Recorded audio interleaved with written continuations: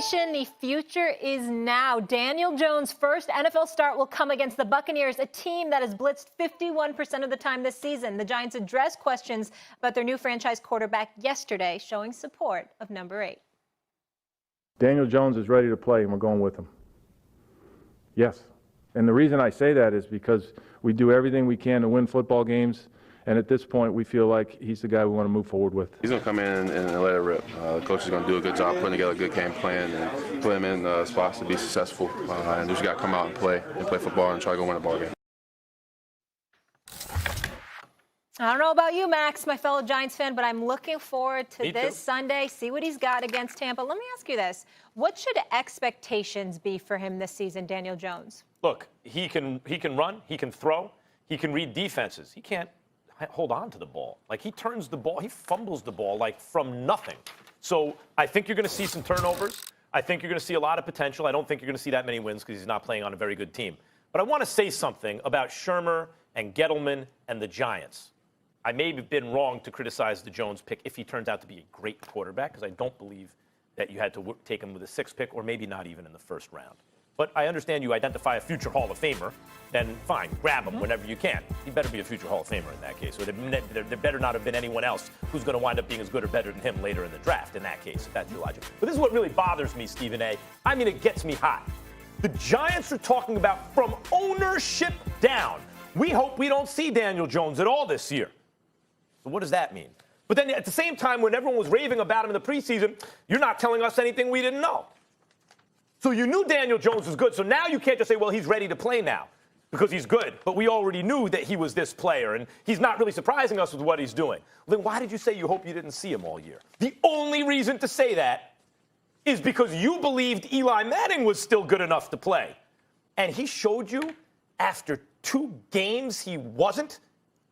But we all know, since everyone on the Giants staff who makes these decisions knows more football than, for example, I do, and since I know Eli was cooked all of last season, and I gave him the benefit of the doubt for the 2 previous seasons, where I was arguing, no, he's not cooked, when in fact maybe he really was. Maybe it just wasn't just the offensive line. He might have been cooked for 3-4 years now, but definitely for over a year, and I know that. So why are they spending $17 million they didn't have to spend to bring him back for 2 games and then saying Daniel Jones ain't going to play all year? So now when you say Daniel Jones is ready to play, so he's playing, it's that simple. No, it's not, because you said you weren't surprised by this. So really what's so simple is Eli can't play, and you knew it all along and you sold us a bill of goods. That's really what's going on here.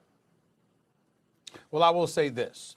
My expectations for him are going to be that he's going to be relatively decent, not spectacular, but not porous. The reason why I think he's going to be relatively decent is because he's going to have a myriad of opportunities, because I don't expect much from Tampa's offense with Jameis Winston running the show.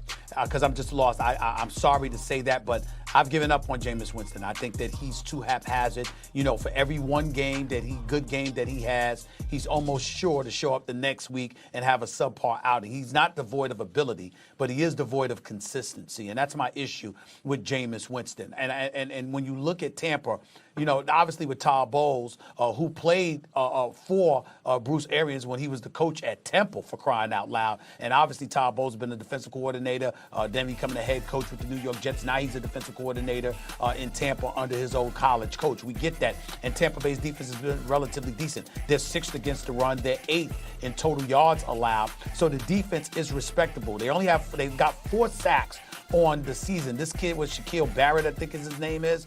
He's got all 4 sacks for the Tampa Bay Buccaneers. But they are going to come after Daniel Jones for exactly the reason that you just highlighted, Max. If you can get your hands on him, you can force him to give up the ball. He has a problem holding on to the football. And we all know that anytime a defense senses that, that's like blood in shark-infested waters. They're coming. And I think Tampa's going to come, and they're going to look to take chances and take the football away from him. I think they will succeed in some respects. I think others, they'll get burned by him because he does have the ability to move with the football and to throw the football. So he'll have good moments. He'll have bad moments. But I think overall it will be an average performance because he'll have ample opportunity to be on the field showcasing what he can do, because I don't believe that Tampa's offense is going to deny the Giants that opportunity, because they're not going to be able to generate much themselves. And as a result, Daniel Jones is going to see the football field a lot.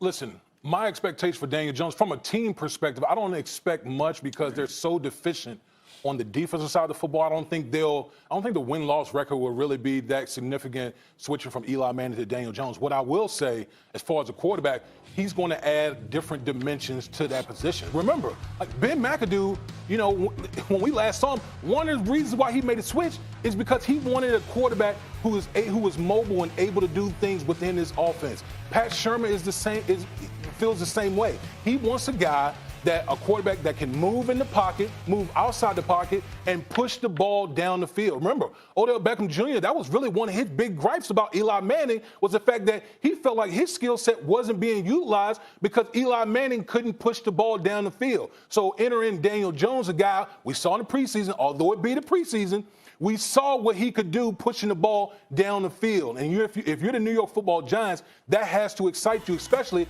when they start getting some of these wide receivers back from injury and suspension. And, by the way, I think the offense, if we're just talking offense, it'll get a big boost because people don't realize how bad Eli's been. Like, Eli, it's not just can't push the ball down the field. They really don't have the receivers to go get it except for Engram right now anyway. But it's also he can't get the ball to Saquon Barkley 5 yards away without Saquon having to come back to the ball and the defense is on him. Look, the Giants' O-line, here's the shocking thing. Well, I mean, they've invested a lot of resources. Giants' O-line has been very solid so far this year. They've been pretty good. The Zeitler trade, and they signed Nate Solder a couple of years, before last year, and Will Hernandez coming. Like, the line's been pretty good. How long has it been since the Giants could say that? So behind a decent offensive line, with Saquon Barkley and a quarterback who can actually not only push the ball down the field, run, but also like get it to his running back 5 yards away accurately, I'm expecting a big boost offensively. But I'm also expecting turnovers. And the defense has been bad. Like, defense can't pressure anyone, can't cover anyone. Well, the Giants ain't going to win many games, but the offense should get better. Yeah, but the thing about it is we're not talking about whether or not the Giants are going to win games, and we're really not talking about their defense. We're talking about Daniel Jones. And if you're going to talk about Daniel Jones, then you have to talk about the opposing defense that he's going to have to face. They've thrown away their Tampa 2. Now you've got a 3-4 defense led by Bowles, who's looking for edge rushers. He's looking to pressure the quarterback and blitz more than ever before. Well, if you are a rookie and people are questioning your ability to hold on to the football, basically they're craving even more to get their hands on you because they don't think it's going to take much to create turnovers. If you're Tampa, who gave up 29 points per game last season, this is what you're looking to make happen for yourself. So I think that they're going to go all out. You're going to see Todd Bowles blitzing from every angle imaginable. They're going to dial up the pressure, and they're going to challenge a guy like Jones to Daniel Jones to come along and beat them. And I think they're going to be willing to take their chances because of the Giants' defense. If you're Tampa and you believe the defense is the suspect, as you and Damian Max just highlighted, then you've got to believe you got an opportunity to put up some points. And then on the other side of it, that's going to let you allow you to be even more risque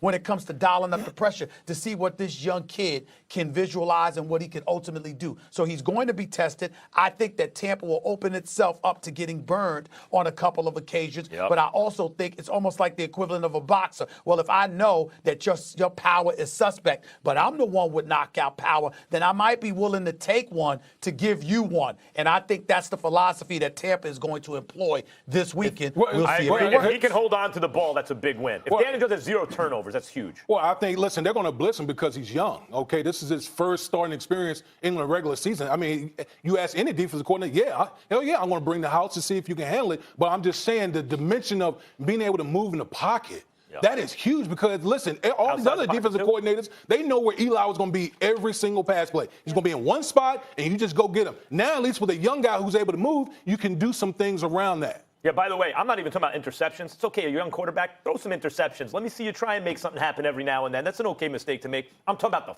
fumbles. I'm talking about fumbling the ball when it's like, what? They didn't even do anything hard.